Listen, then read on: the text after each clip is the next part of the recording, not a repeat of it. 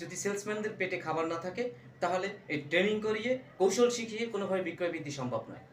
আপনারা যারা অনলাইনে এসে অনেক বড় বড় কথা বলেন, অনেক বড় বড় লেকচার দেন, আমি আপনাদের উদ্দেশ্যে বলতে চাই আপনারা যদি পারেন কোম্পানির মালিককে কৌশল শিখান, কোম্পানির মালিককে ট্রেনিং দিন কীভাবে সেলসম্যানদের বেতন বাড়ানো যায়।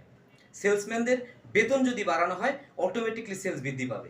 আপনি সেলসম্যানের পেটে খাবার থাকবে না, আপনি কৌশল শিখিয়ে মার্কেটে পাঠাবেন, কোনোভাবেই বেতন কোনোভাবেই বিক্রি করা সম্ভব নয়, বিক্রি বৃদ্ধি করা সম্ভব নয়।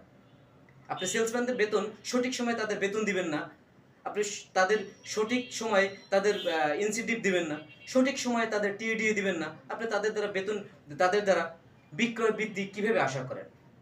আপনি যতই কৌশল শিখান, ট্রেনিং করান, তাদের ন্যায্য মজুরি, ন্যায্য পাওনাটা যতদিন পর্যন্ত না দিবেন ততদিন পর্যন্ত বিক্রয় বৃদ্ধি করা কোনোভাবেই সম্ভব নয়।